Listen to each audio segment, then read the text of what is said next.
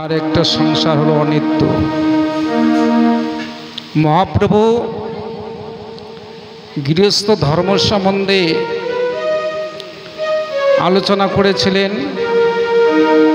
যে এই সাংসারিক জীব কি করে এই সংসার থেকে মুক্তি লাভ করবে। এরা এই সংসারে থেকে সদ্গুরু চরণ আশ্রয় গ্রহণ করে আমার যদি হরিভজন করতে পারে তবেই সংসার বন্ধন থেকে তার মুক্তি হয়ে যাবে। কিন্তু যদি আমরা সংসারের সারবস্তু খুঁজে না পাই তাহলে এই জীবের কখনো মুক্তি হবে না।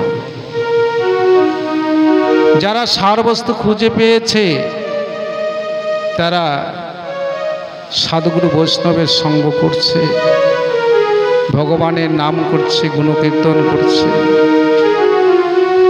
আর যারা খুঁজে পায়নি তারা সংসার এই সমুদ্রের মধ্যে ডুবে হাবুডুবু খাচ্ছে।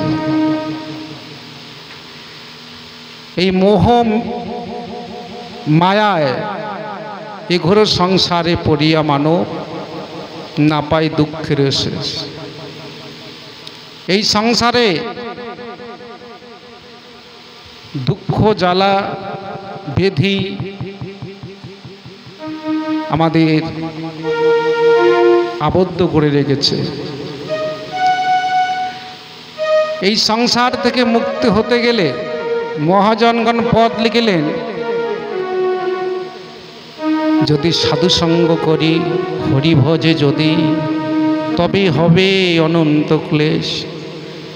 কেউ যদি সাধুসঙ্গ করতে পারে তার ক্লেশ দুঃখ জ্বালা যন্ত্রণা সব দূরীভূত হয়ে যাবে। নিতাই গৌরবানন্দে হরি হরি বল। এই জন্য সাধুগুরু বৈষ্ণবরা ভগবানের চরণে সব অর্পণ করে দিয়ে দেয়। ক্লেশ জ্বালা দুঃখ যন্ত্রণা যা আছে প্রভু সব তোমার। এই যে আমার দেহটা আছে এই দেহটা আমার নয়, এটাও তোমার। শাস্ত্রে বলেছেন যে ভক্ত দেহ মন প্রাণ জৈবন সব আমাকে অর্পণ করেছে আমি তার অধীন হয়ে যাই। ভগবান তার অধীন মতো চলে। ভক্তের অধীন ভগবান, ভক্তের কথা মতো ভগবান চলে। এই জন্য ভগবান বলেছিলেন আমার থেকে আমার নাম বড় এবং আমার নামের থেকে আমার ভক্ত বড়। আমাকে পেতে গেলে আমার ভক্তকে ধরো। আমার ভক্তকে যদি বাদ দিয়ে তুমি আমার কাছে আসো কোনো দিন তুমি আমাকে পাবে না। আগে পেতে হবে ভক্ত কৃপা, মহতের কৃপা। মহতের কৃপা বিনা কোনো কার্য সিদ্ধি নয়। কৃষ্ণ কৃপা দূরে রহুক সংসারে না যায় ক্ষয়। তাহলে মহৎ ব্যক্তির সঙ্গ করে তাদের কাছে কৃপা অর্জন করতে হবে। তার প্রমাণ দিয়েছিলেন, যদি বাজার থেকে একটা গাভী কেনে ওই গাভীটাকে আনতে গেলে দড়ি নিয়ে টানলে আসবে না। কি করলে আসবে? ওই বাছুরকে কোলে নিয়ে গাভীর সামন দিয়ে আসতে হবে। তাহলে গাভী কি আর টানতে হবে না। তাহলে বাছুরি হচ্ছে বৈষ্ণব। যদি বৈষ্ণবকে তুমি ধরো ভগবানকে ডাকতে হবে না, বৈষ্ণবের পিছনে পিছনে ভগবান ছুটে আসবে। নিতাই গৌরবানন্দে হরি হরি বল। এই জন্য চৈতন্য মহাপ্রভু সিদ্ধান্ত দিলেন কলিতে আর কোনো ধর্ম নেই। ধর্ম হচ্ছে বৈষ্ণব সেবা আর নাম সংকীর্তন। দুই করো এক ও চিরাত পাবে শ্রীকৃষ্ণ চৈতন্য চরণ। তাহলে এই যে বৈষ্ণব সেবার যে নির্দেশ দিলেন আর নাম সংকীর্তন, তাহলে কি হবে? সেবায় পুণ্য অর্জন হবে। এই যে আজকে সেবা দিল সুধীর বর্মন মহাশয়, তাহলে এর কি হবে? টাকা পয়সা তো কম বেশি খরচা হবে। এই টাকাটা কোন জায়গায় পৌঁছে গেল? এটা পুণ্যের খাতায় জমা হয়ে গেল। আর যদি কেউ স্বীকৃতি অর্জন করতে চায় তাহলে ভগবানের সেবা করতে হবে, তুলসী সেবা করতে হবে, সেবাই স্বীকৃতি আসে, আর দানে পুণ্য লাভ হয়। তাহলে পুণ্য এবং স্বীকৃতি এক জায়গায় থাকে না, ওটা আলাদা।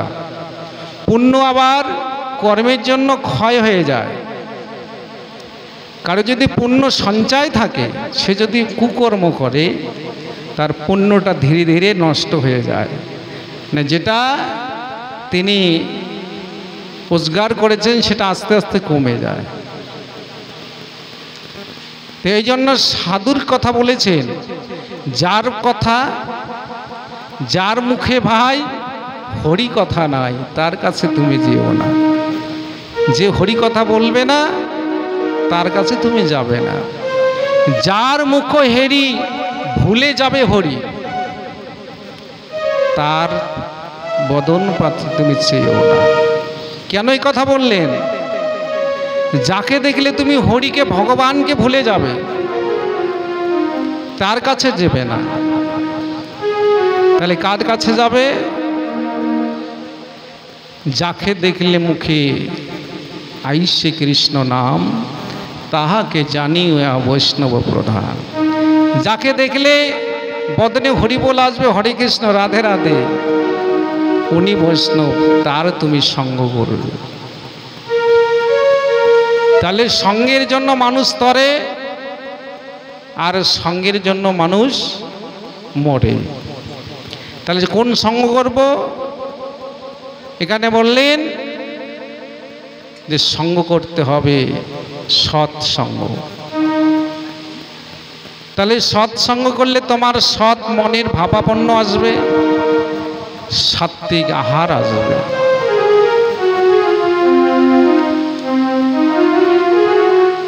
তো এই জন্য আমাদের গৃহস্থ সম্বন্ধে চৈতন্য মহাপ্রভু কলিতে আজকে সেই অমূল্য সম্পদ নিয়ে আসলেন। সেটা হলো দুটি অক্ষরযুক্ত একটি নাম, 16 নাম 32 অক্ষর। এই 16 নাম 32 অক্ষরের মধ্যে ভগবান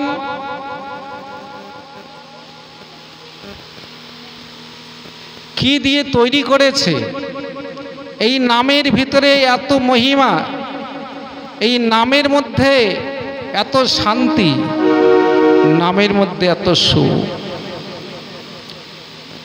হরিদাস ঠাকুর 3 লক্ষ নাম করেছিল, তাকে 22 বাজারে বেত্রাঘাত করেছিল, শরীর দিয়ে রক্ত পড়েছিল, তবুও বদনে হরিনাম ছাড়েনি। তবুও তিনি বলেছিলেন, তোমরা যত পাও আমাকে মারো, তাতে দুঃখ নেই, কিন্তু আমার দেহ যদি খণ্ড খণ্ড হয়ে যায়, তবু আমি বদনে হরিনাম বন্ধ করব না। ভগবানকে ডেকেছিলেন, হে প্রভু, তোমার নামের মহিমা তুমি রাখো ঠাকুর, এই প্রাণ আমার যায় যাক। কিন্তু হরিনাম তিনি বন্ধ করলেন না। এই হরিনাম প্রচারের জন্য দেবাদেবের মহাদেব ভোলানাথ তাকে পাঠিয়ে দিলেন কলিযুগে ভক্ত রূপে। এই জন্য ভোলানাথের আর এক নাম হলো মৃত্যুঞ্জয়। এই 3 যুগে তিনি ভোলানাথ ছিলেন, মহাদেব ছিলেন, কিন্তু কলিতে আর তিনি দেবাদেবীর মহাদেব হলেন না। কি হলেন? ভক্ত রূপে তিনি আবির্ভাব হলেন। তিনি হলেন অদ্বৈত প্রভু। পঞ্চতত্ত্বের একজন অদ্বৈত প্রভুকে পাঠিয়ে দিলেন। তার সঙ্গে সঙ্গে কাকে পাঠালেন? নিত্যানন্দ। তার সঙ্গে সঙ্গে পাঠালেন ভক্ত হরিদাস, তার পিছে পিছে আসলেন চৈতন্য মহাপ্রভু। নিতাই গৌর প্রেমানন্দ।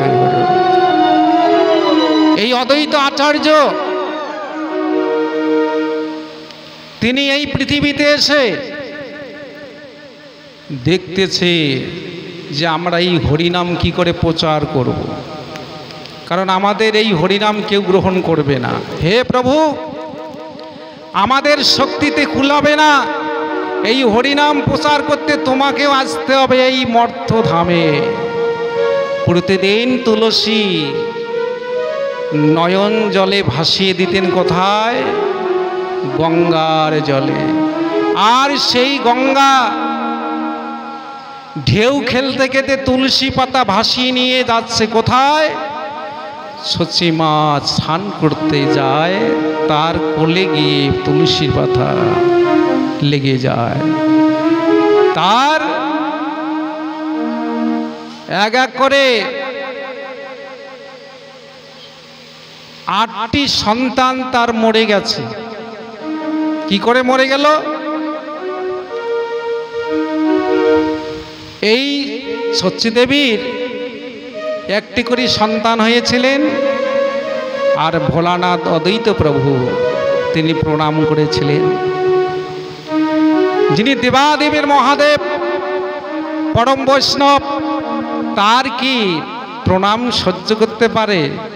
তার প্রণামেতেই সন্তানগুলি মরে গেছে, এক এক করে 8টি সন্তান। নবম সন্তান বিশ্বরূপ প্রণাম করেছিলেন, তার ক্ষমতা ছিল, কিন্তু যুবক বয়সে তিনি আর থাকলেন না, সন্ন্যাসীর দলে তিনি চলে গেলেন। আর নবম সন্তান বিশ্বরূপ, দশম সন্তান নিমাই তাকে প্রণাম করেছিলেন, মৃত্যু হলো না। আর জন্ম নেওয়ার পর শিশু কাঁদে, কাঁদার পর তো বন্ধ হয়, কিন্তু নিমাই এমনভাবে কাঁদছে, সেই কান্নার বন্ধ হচ্ছে না। এখন জগন্নাথ মিশ্র দেখলেন, আচ্ছা এইরকম তো সন্তান আমি দেখিনি, কান্না বন্ধ হয় না। অনেক ডাক্তার নিয়ে আসলেন, কবিরাজ নিয়ে আসলেন, কিন্তু কিছুতেই রোগ ধরতে পারছে না। তখন কি করলেন? ছুটতে ছুটতে অদ্বৈত প্রভুর বাড়িতে গেলেন। অদ্বৈত প্রভুর বাড়িতে গিয়ে হাত জোর করে বলছে, প্রভু আমার একটা সন্তান জন্মগ্রহণ করেছে, ও শুধু দুগ্ধ খায় না, শুধু কান্নাকাটি করে, তুমি একটু গিয়ে দেখলে হয়তো বলতে পারবে। তাই অদ্বৈত প্রভু গেলেন ছুটতে ছুটতে জগন্নাথ মিশ্রের বাড়িতে। তিনি গিয়ে অনুভব করছে, এই সেই ভগবান, এই সেই ভগবান এসেছে কি না, আমাকে দেখতে হবে। তিনি একটু ধ্যানস্থ হয়ে দেখলেন, সেই ভগবান আজকে আবির্ভাব হয়েছে তার গর্ভে। কিন্তু কান্না করছে, কান্না বন্ধ হচ্ছে না কেন? চৈতন্য মহাপ্রভু নিমাই কাঁদছে এই জন্য, এই কলির জীব কেহই কৃষ্ণ নাম করে না, সবাই সংসার নিয়ে ব্যস্ত আছে, হরিনাম করে না, এদের গতি কি হবে?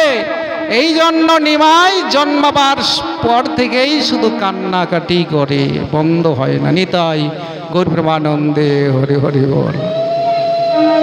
তখন অদ্বৈত প্রভু বললেন, তোমার সন্তানের কান্না বন্ধ হবে, কিন্তু মায়েরা তোমরা সবাই মিলে ওই সন্তানটির চতুর্দিকে করতাল বাজিয়ে কৃষ্ণ নাম করতে হবে। আর যেই সকল রমণীগণ একত্রিত হয়ে এই নিমাইয়ের চতুর্দিকে এই হরে কৃষ্ণ মহামন্ত্র নাম জপ করে, এই হরে কৃষ্ণ মহামন্ত্র নাম শুনতে শুনতে শিশুর কান্না বন্ধ হয়ে যাবে। কান্না বন্ধ করে শুনতেছে, এইবার তো আমি শুনতে পারছি। আমরা একদিন না খেলে আমরা উপবাস হয়ে যাই, ক্ষুধার্ত হয়ে যায়। আমাদের কর্ণ উপবাস থাকে। নিমাই শুনতে পাননি বলে, জন্মাবার পর হরিনাম শুনতে পাননি বলে তার কর্ণ উপবাস রয়েছে। এই কর্ণের যখন হরিনাম দিলেন তার খাদ্য সঞ্চার হয়ে গেল। নিমাই কান্না বন্ধ করলো। এবার কান্না তো বন্ধ হলো, কিন্তু মাতৃস্তনদুগ্ধ পান করছে না। বলছে, প্রভু মায়ের দুগ্ধ খাচ্ছে না কেন? তখন বলছে, ও দুগ্ধ খাচ্ছে না এই কারণে তার মায়ের এখনো দীক্ষা গ্রহণ হয়নি। দীক্ষা না হলে এই দেহ অপবিত্র অশুদ্ধ থেকে যায়। এই মাতৃ স্তনদুগ্ধ অপবিত্র হয়ে আছে, এই জন্য স্তনদুগ্ধ পান করছে না। এই জন্য আমাদের কলিতে দীক্ষার প্রয়োজন আছে। যদি কেহ দীক্ষা গ্রহণ না করে, তার হাতে কোনো দেবতাও একটা পুষ্প গ্রহণ না করে। অনেকে আবার বলে যে পিতামাতা আমাদের গুরু।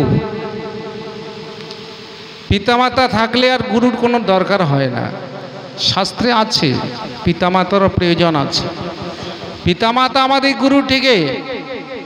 পিতামাতা আমাদের প্রথম গুরু, জন্মদাতা। পিতামাতা আমাদের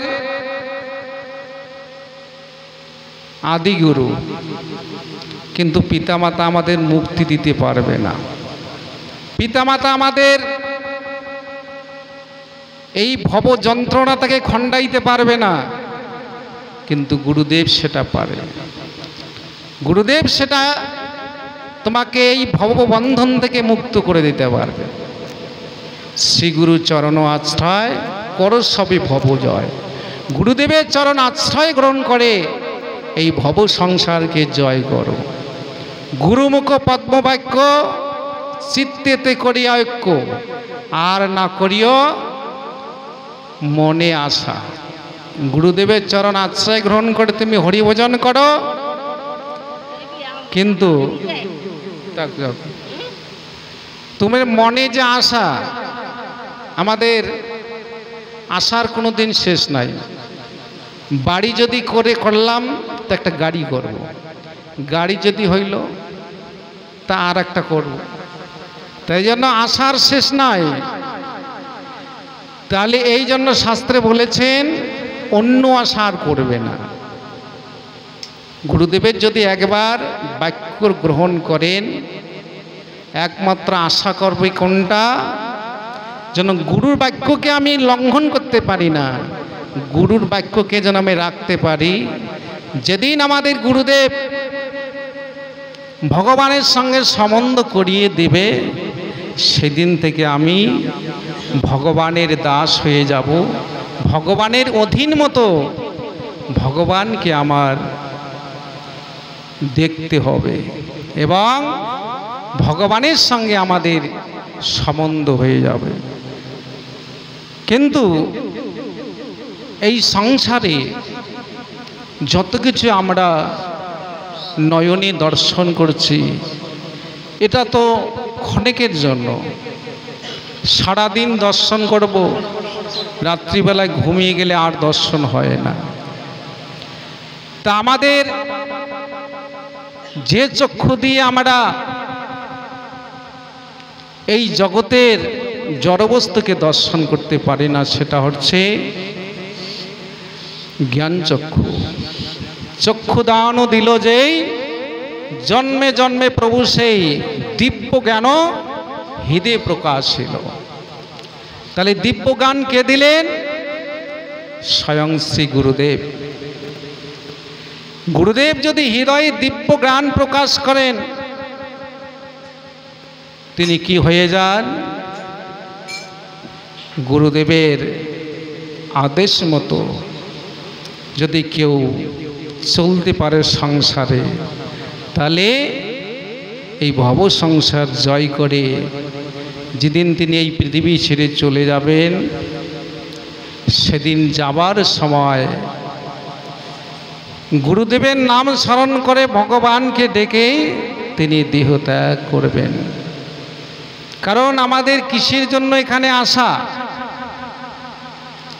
কি করতে এসেছিলাম, কি করতেছি, কিন্তু এরপরে আমি যখন এই পৃথিবী ছেড়ে চলে যাব, আবার কোথায় যাব? এই সন্ধান কোথায় গেলে পাব? শাস্ত্রে বললেন, এই সন্ধান যদি জানতে চাও, সাধুগুরু বৈষ্ণবের কাছে ছুটে যাও, সাধু সঙ্গ করো। সাধু সঙ্গ করলে তুমি জানতে পারবে আসল তত্ত্ব। সেটা হলো, তত্ত্বটা কি? সেটা হচ্ছে আমরা এই সংসারে কেউ মালিক নই, আমরা প্রত্যেকেই ভগবানের দাস। মালিক একমাত্র স্বয়ং ভগবান। আমরা বলি না আমরা সংসার করছি, সংসারের যে কি জ্বালা, সংসার আমার মাথার উপর আছে, সংসার কারো মাথার উপরে নেই। সংসার পরিচালনা করে স্বয়ং ভগবান, তার ইচ্ছায় সংসার চলছে, তার ইচ্ছায় দেহ চলছে, তার ইচ্ছায় শ্বাস প্রশ্বাস চলছে। কিন্তু তার যেদিন ইচ্ছা হবে, সেদিন তোমাকে আর এই পৃথিবীতে থাকতে হবে না। দেয় কৃষ্ণ, ন্যায় কৃষ্ণ, পালে কৃষ্ণ, সবে মারে কৃষ্ণ, রাখে কৃষ্ণ, ইচ্ছা করে যাবে। ভগবান আমাদেরকে কৃপা করে পাঠিয়ে দিয়েছে, আবার যখন সময় হবে আমাদেরকে এখান থেকে নিয়ে চলে যাবেন। সেদিন কি আমরা বলতে পারবো যে কয়েকটা দিন পরে যাচ্ছি? যম যদি এসে যায়, সেদিন আর কাউকে রক্ষা দেবে না। এই জন্য তাদেরকে, তাদের হাত থেকে আমরা কেই রেহাই পাবো না। এই মৃত্যু প্রত্যেকের হবে। এই মৃত্যু জীব মাত্রই মরবে, কিন্তু মরাটাকে জানতে হবে। মৃত্যুর জন্য প্রস্তুত হতে হবে, মৃত্যুর জন্য তৈরি হতে হবে। আমি যদি মৃত্যুর জন্য তৈরি থাকি, তাহলে আমার মৃত্যুর আর ভয় হবে না। মৃত্যুকে জয় করেছিল স্বয়ং ভোলানাথ দেবাদেবীর। হরিনাম করে তিনি মৃত্যুকে জয় করেছিলেন। এই জন্য তিনি মৃত্যুঞ্জয় নাম বৈষ্ণবদেরকে নাম দিলেন মৃত্যুঞ্জয়। এরা হরিনাম করে মৃত্যুকে জয় করবে। এই প্রাণ কখন যায় যাবে, তৈরি হয়ে সব সময় থাকবে। নিতাই গৌর ব্রহ্মানন্দে হরি হরি বল। তাহলে বৈষ্ণবরা তৈরি হয়ে থাকে, হে প্রভু তুমি আমাদের কখন নিয়ে যাবে, আমি প্রস্তুত তৈরি হয়ে আছি। এই জন্য এরা সবসময় হরিনাম করে। হরিদাস ঠাকুর ভগবানের কাছে, মহাপ্রভুর কাছে একটা বস্তু চেয়েছিলেন, কিচ্ছু চাইনি। কি চেয়েছিলেন? মহাপ্রভুর কাছে একটা বস্তু চেয়েছিলেন, হে প্রভু যখন এই পৃথিবী ছেড়ে আমি চলে যাব, তোমার কাছে আমি কোনো কিছু চাই না, আমি যেন তোমাকে দেখতে দেখতে এই পৃথিবী থেকে চলে যেতে পারি। মহাপ্রভু কথা দিয়েছিলেন। এই হরিদাস ঠাকুর তার দ্বারা হরিনাম প্রচার করলেন। পুরী ধামে সমুদ্রের উপরে বালুচরে হরিদাস হরিনাম করছে, আর রৌদ্র লাগছে। মহাপ্রভু আর ঠিক থাকতে পারলেন না। মহাপ্রভু একটা ছাতা নিয়ে গিয়ে হরিদাস হরিনাম করছে, পিছনে ছাতা ধরে আছে মহাপ্রভু। কিন্তু হরিদাস তো লক্ষ্য করেনি মহাপ্রভু পিছনে ছাতা ধরে আছে। এবার ছাতা দেখছে, প্রভু তুমি এখানে? হ্যাঁ হরিদাস, তুমি এই রৌদ্রের মধ্যে হরিনাম করছো, তোমার কি গায়ে রৌদ্র লাগে না? বলছে প্রভু এই হরিনাম করতে যদি রৌদ্র লাগে তাতে কি হইল? না হরিদাস, তুমি সহ্য করো, আমার তো সহ্য হয় না। ভক্ত অঙ্গ আমার অঙ্গ, ভিন্ন কিছু নয়। ভক্ত অঙ্গে লাগলে ব্যথা আমায় লাগে গায়ে। তোমার শরীরে যদি রৌদ্র লাগে সেই তাপ কিন্তু আমাকেও লাগে। হরিদাস তোমার জন্য আমি ব্যবস্থা করে দিলাম। ছুটতে ছুটতে জগন্নাথের মন্দিরে চলে গেল। ওই জগন্নাথের মন্দিরে গিয়ে, যেটা জগন্নাথের প্রতিদিন দন্ত ধাবন করা হয়, কাষ্ঠ দন্ত মাজন, কাঠ দিয়ে জগন্নাথের দাঁত মাজন করা হতো। মহাপ্রভু ওই কাঠিটি নিয়ে এসে ওই যে হরিদাস তপ্ত বালুকার উপরে বসে বসে হরিনাম করছে, ওই কাঠিটির সামনে পুঁতে দিয়ে ওই কাঠিটিকে বলছে, হে দন্ত কাঠি, তুমি জগন্নাথের দন্ত মাজন করতেন, আজকে তুমি আমার ভক্তকে একটু কৃপা করো, তুমি এখানে একটা বকুল গাছ হয়ে যাও, এর তলে বসে আমার হরিদাস হরিনাম করবে। নিতাই গৌর প্রেমানন্দে হরি হরি বল। ভগবানের কথায় ওই কাঠিটি সঙ্গে সঙ্গে বিশাল একটা গাছ বৃক্ষ হয়ে গেল, আর হরিদাস সেখানে বসে বসে হরিনাম করতে লাগলেন। হরিদাসকে বলে, হরিদাস তুমি একটু মন্দিরে চলো, জগন্নাথ মন্দিরে। না প্রভু, আমি তো মুসলমানের অন্নে পালিত, আমি যদি মন্দিরে প্রবেশ করি মন্দির অপবিত্র হয়ে যাবে, কারণ আমি এখান থেকে জগন্নাথের চূড়া দর্শন করব, এখান থেকে জগন্নাথকে প্রণাম করব, মন্দিরে ঢোকার আমার অধিকার নেই প্রভু, আমি মন্দিরে ঢুকতে পারবো না। মহাপ্রভু বললে, হরিদাস তুমি আমার প্রিয় ভক্ত, সেই পুরী ধামে কেউ যদি পুরীধাম উড়িষ্যা প্রদেশে যান, জগন্নাথের মন্দিরে দর্শন করার পর হরিদাস সমাধি দর্শন করবেন। যে স্থানে হরিদাস ঠাকুর বসে বসে হরিনাম করেছিলেন বকুল গাছ তলায়, সেই বৃক্ষটা আজও প্রমাণ দিচ্ছে, আজও আছে। এই জন্য ভক্তরা গিয়ে দর্শন করে ওই বৃক্ষটার স্পর্শ করে প্রণাম করে। নিতাই গৌর প্রেমানন্দে হরে হরে বল। এই হরিদাস 3 লক্ষ হরিনাম করেছিলেন, এই জন্য মহাপ্রভু তার নাম দিয়েছিলেন নামাচার্য হরিদাস, অর্থাৎ নামের আচার্য হলেন হরিদাস ঠাকুর। এর উপরে কেউ হরিনাম করতে পারেননি। হরিদাসের দেহটা যখন বৃদ্ধ হয়ে গেল, চলতে পারে না, হরিদাস শুয়ে শুয়ে হরিনাম করছে। গোবিন্দ দাস প্রতিদিন জগন্নাথের প্রসাদ নিয়ে গিয়ে মহাপ্রভুকে দেয়, আর মহাপ্রভু সেই প্রসাদ পাওয়ার পর